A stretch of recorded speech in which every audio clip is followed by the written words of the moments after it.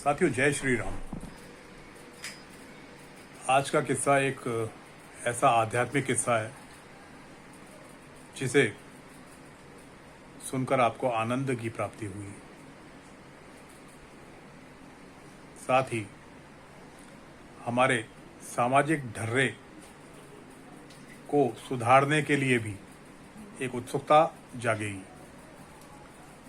साथियों, एक हंस और एक हंसनी का जोड़ा हरिद्वार जैसी निर्मल भूमि पर रहा करता था। प्रातः उठ के गंगा स्नान और फिर गंगा जल पी के स्वच्छ अनेकानेक आश्रमों में दाना पानी चुगने और खाने पीने के बाद वो जीवन बहुत ही सुखमय व्यतीत कर रहा था। एक दिन हंसनी जो थी उसको ऐसा लगा कि क्या सभी जीव अपनी ही तरह सुखमय जीवन व्यतीत कर रहे हैं? क्या हरिद्वार के अलावा जो और शहर हैं या और जगह जहां मानव निवास करते हैं, पक्षी हैं, जानवर हैं, तो ये पशु पक्षी क्या अपनी तरह सुखमय जीवन व्यतीत कर रहे हैं? उसकी देखने की उत्सुकता जागी। हंसनी के आग्रह पर हंस ने एक यात्रा करने का निश्चय किया और दोनों एक यात्रा पर निकल पड़े। यात्रा करते करते उड़ते उड़ते वो ऐसी दुर्जन जगह पर पहुंचे जहां न हरियाली थी, न दूर दूर तक कहीं पानी दिख रहा था। और उन्होंने देखा कि पशु पक्षी जो थे और यहाँ तक कि मानव भी पानी की तलाश में बहुत ही असहाय और दुर्बल दिख रहे थे। हंसनी को लगा ये कहाँ आ गए, नरक है। उसने हंस से बोला, चलो अपनी हरिद्वार लौट चलते हैं। अपना स्वर्ग रूपी हरिद्वार छोड़कर ये कहाँ मेरी मति मारी गई थी जो मैं ये देखने आ गई। हंस ने कहा, अभी तो शाम हो गई है, अभी रात होने वाली है, तो अभी वापस लौट के जाना संभव नहीं है। अब ये रात तो यहीं व्यतीत करनी पड़ेगी कहीं, कल जो है वापस हरिद्वार लौट चलेंगे। तो मित्रों, वो एक विशाल पेड़ था। उस पेड़ के तने के पास एक टहनी थी। उस टहनी पे आके दोनों बैठ गए। अब न पीने को पानी, न खाने को दाना, और काफ़ी परेशान सी लग रही थी हंसिनी।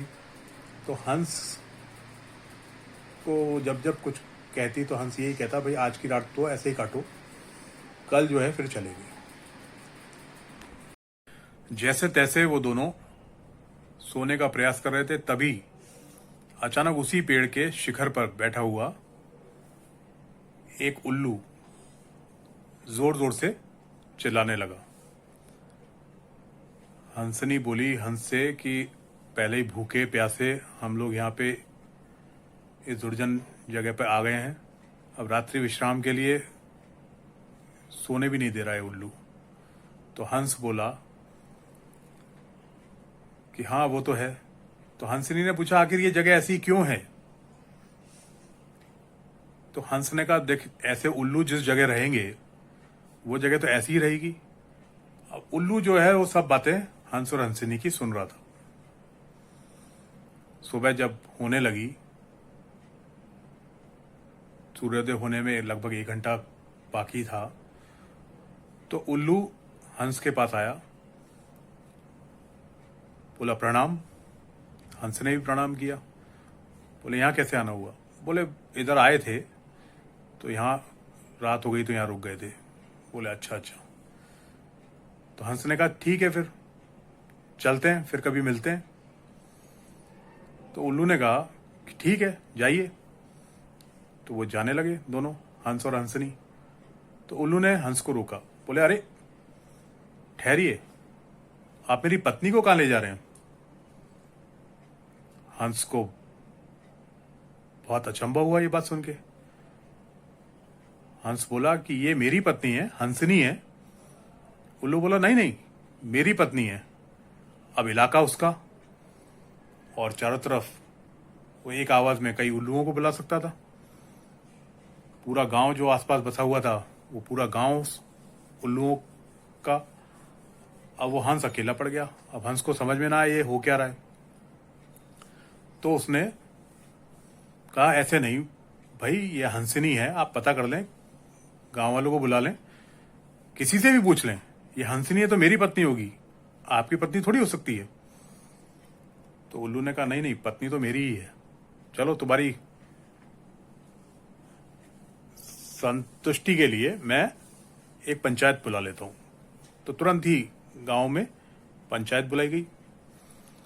पंच आके बैठ गए, उन्होंने सबके पक्ष सुने दोनों के। उसके बाद निर्णय लेने से पहले उन्होंने 5 मिनट अकेले में बात की। बोला सभी सबूत तो जो है वो हंस की पत्नी ही दिख रही है, उल्लू की पत्नी कैसे हो सकती है। तभी उनमें से सरपंच बोला कि देखो, हंस और हंसनी तो बाहर के हैं, ये तो अभी चले जाएंगे, उड़ जाएंगे, उसके बाद में ये उल्लू यहां आतंक मचाएगा अगर इसके फेवर में डिसीजन नहीं दिया तो बेहतर यह है कि इसके फेवर में डिसीजन किया जाए। तो थोड़ी देर बाद वो सब पुनः मिले और उन्होंने अपना निर्णय सुनाया कि ये हंसनी उल्लू की पत्नी है। हंस तो हैरान रह गया, बोला ये तो अन्याय है। बोला अन्याय अन्याय कुछ नहीं, सारे सबूत जो है उल्लू के फेवर में, ये हंसनी जो है उल्लू की पत्नी है। तो हंस तुम निकल जाओ यहां से, नहीं तो तुम्हें मृत्युदंड दिया जाएगा। आरोप लगाने के लिए उल्लू पे तुम्हें मृत्युदंड दिया जाएगा। अब हंस बेमन से, भारी मन से उड़ने ही वाला था कि अचानक उल्लू ने उसे रोका। बोला सुनो भाई, कहां जा रहे हो। बोले जा रहा हूं, अपने शहर जा रहा हूं, हरिद्वार जा रहा हूं। बोला अपनी पत्नी तो ले जाओ। हंस चौंक गया। बोले जो उल्लू थोड़ी देर पहले पंचायत तक बुला लिया था, वो स्वयं फैसला होने के बाद भी कह रहा है अपनी पत्नी ले जाओ, स्वीकार कर रहा है कि हंसनी मेरी पत्नी है। हंस ने कहा कि जब तुम्हें स्वीकार है तो तुमने इतनी पंचायत क्यों बुलाई।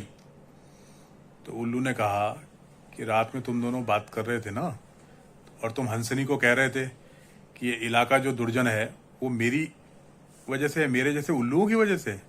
तो मैं साबित करना चाहता था कि ये इलाका मेरे जैसे उल्लुओं की वजह से नहीं है, मेरा इस इलाके को दुर्जन बनाने में कोई हाथ नहीं है, मैं तो अपना कर्तव्य निर्वहन कर रहा हूं।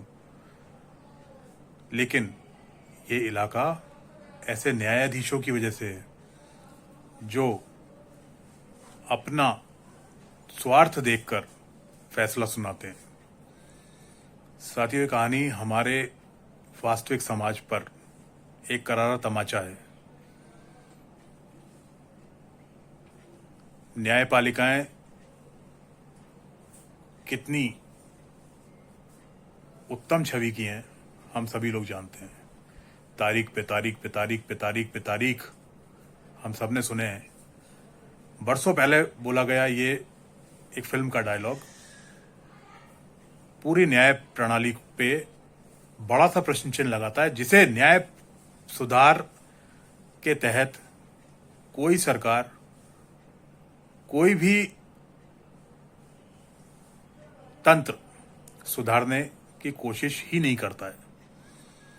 जब तक अन्याय का साथ चारों स्तंभ देते रहेंगे तब तक कहने को लोकतंत्र है, बाकी इलाके दुर्जन होते चले जाएंगे। आप और हम क्या कर सकते हैं? अपना कर्तव्य निर्वहन करके अपने अधिकारों की बात कर सकते हैं। अधिकार सिर्फ उसी के लिए होने चाहिए जो कर्तव्य निर्वहन कर रहा हो। जो अपना कर्तव्य ही निर्वहन ना कर रहा हो, उसके लिए इस देश में कोई अधिकार नहीं होना चाहिए। विचार कीजिएगा। फिर एक नई कहानी के साथ आपसे होगी मुलाकात।